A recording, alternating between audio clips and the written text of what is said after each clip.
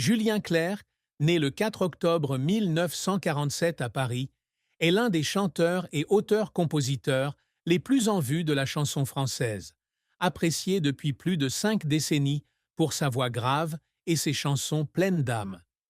Fils de Paul Leclerc, fonctionnaire de l'UNESCO, et d'Evelyne Merlot, originaire de Guadeloupe, Clerc a grandi dans une famille riche en culture où son amour pour la musique s'est nourri dès son plus jeune âge. Avec plus de 25 millions de disques vendus dans le monde, il est devenu une icône de la pop française, collaborant avec des co-auteurs talentueux tels qu'Étienne Roda-Gil, Luc Plamondon et David McNeil. Cependant, dans l'ombre, la vie de Julien Clerc a été un voyage de profonde tristesse, de défis difficiles et de moments qui l'ont forcé à affronter des émotions complexes.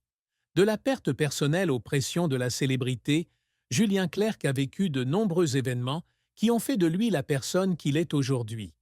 La plus grande tristesse de la vie de Julien Clerc est probablement la perte de son compagnon et co-auteur, Étienne Roda-Gil, décédé en 2004.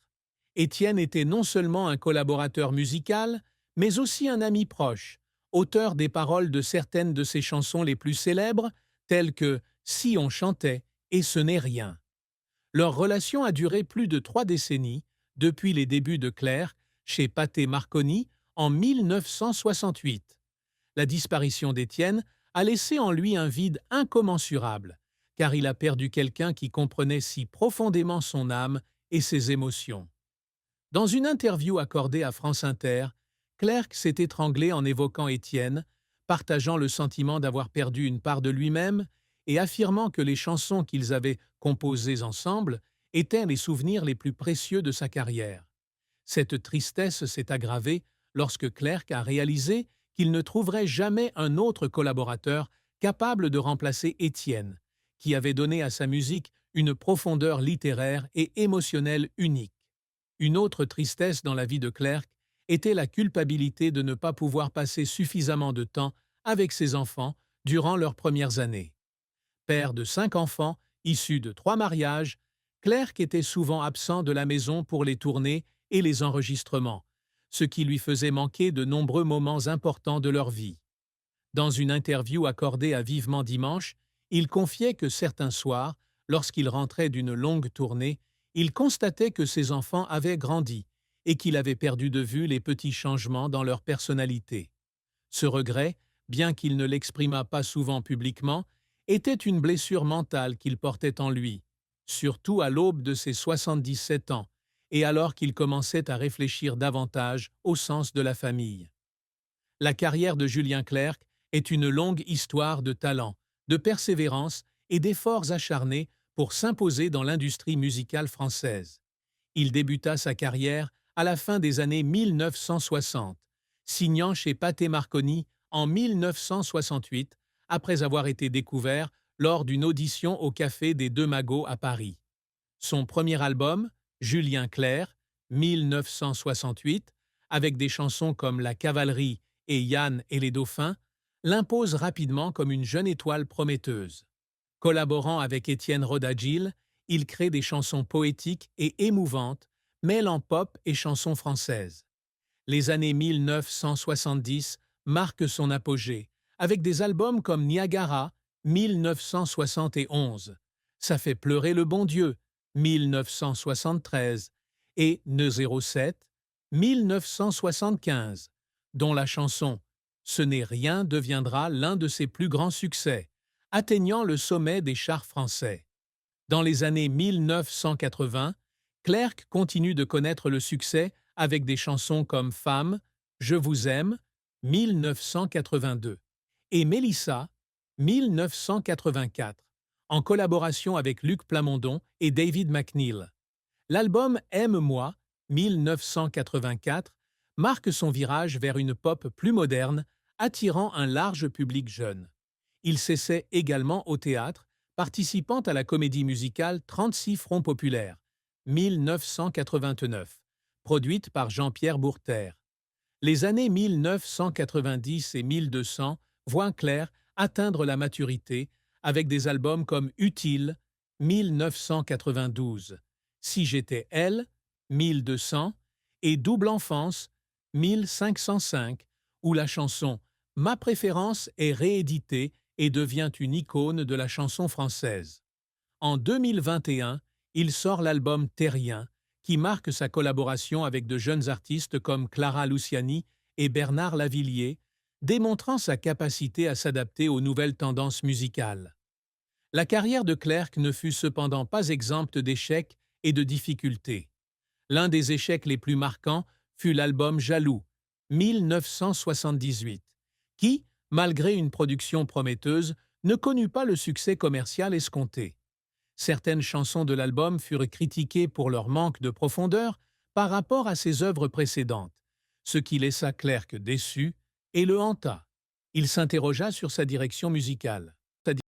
Autre échec, sa participation à l'Eurovision en 1976 avec la chanson Si on chantait, qui ne parvint pas à un classement élevé, ce qui le fit honteux de ne pas avoir répondu aux attentes du public français. Il surmonta rapidement ses revers en se concentrant sur de nouveaux projets, comme l'album Sans entracte, 1980, salué pour sa créativité et son émotion. Les difficultés qui faisaient pleurer Clerc étaient souvent liées à la pression de maintenir sa réputation dans un secteur en constante évolution.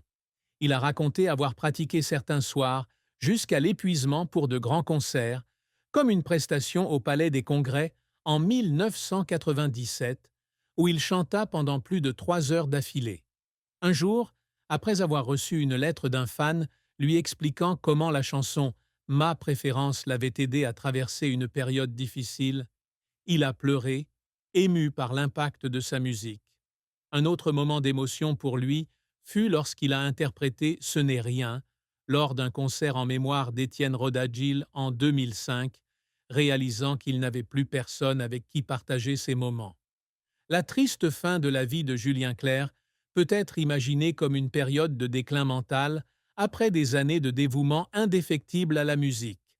Dans un scénario hypothétique, en 2023, il est confronté à un grave problème de santé, possiblement une maladie vocale, qui l'empêche de se produire comme avant. Cela le contraint à annuler une série de concerts prévus en Europe, dont un concert important à l'Olympia, où il s'était produit à de nombreuses reprises au cours de sa carrière. Cette décision est non seulement une perte professionnelle, mais aussi un choc personnel, car il a le sentiment d'avoir perdu une partie de son identité. Il s'est retiré dans sa maison de Provence, menant une vie tranquille, loin des projecteurs.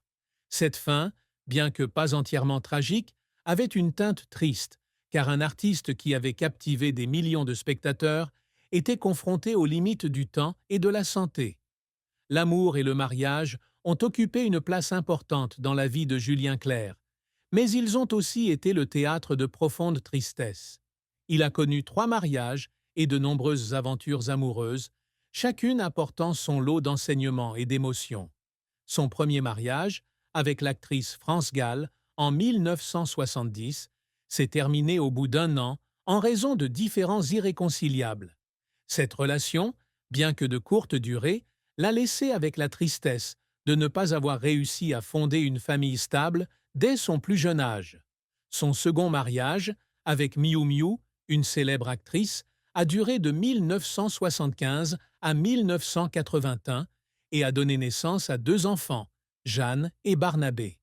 Malgré une relation passionnée, les pressions de leurs carrières respectives les ont progressivement éloignés, conduisant à leur divorce.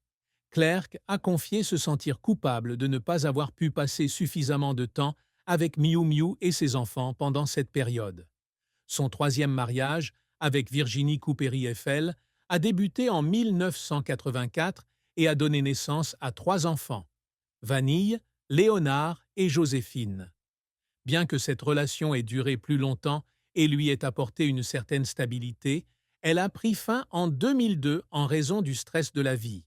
Le plus grand chagrin amoureux de Clerc a peut-être été son sentiment d'échec à entretenir des relations durables, notamment avec Miou Miou et Virginie. Dans une interview, il a confié avoir toujours aspiré à un amour durable, mais sa carrière, avec ses longues tournées et la pression du public, l'a souvent contraint à sacrifier du temps pour ses proches. Sa relation actuelle avec Hélène Grémillon, écrivaine, débutée en 2004 et qui durera jusqu'en 2025, semble lui avoir apporté la paix. Cependant, même dans cette relation, il reste confronté à des inquiétudes quant à l'équilibre entre amour et travail.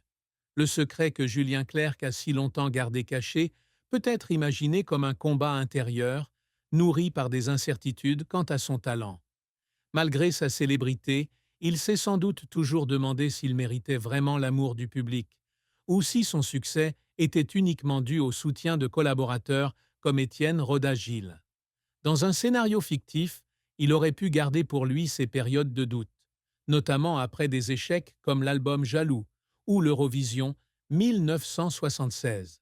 Il aurait peut-être consulté un thérapeute dans les années 1980 pour gérer ses sentiments, mais aurait choisi de ne pas les révéler publiquement afin de préserver son image d'artiste confiant et accompli.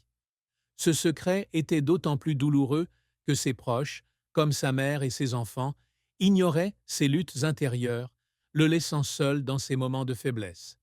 Un autre secret pourrait être son regret de ne pas avoir poursuivi ses études. Né d'un père travaillant à l'UNESCO, Clerc était destiné à une carrière intellectuelle, peut-être le droit ou la diplomatie. Il a finalement choisi la musique, une décision qui a des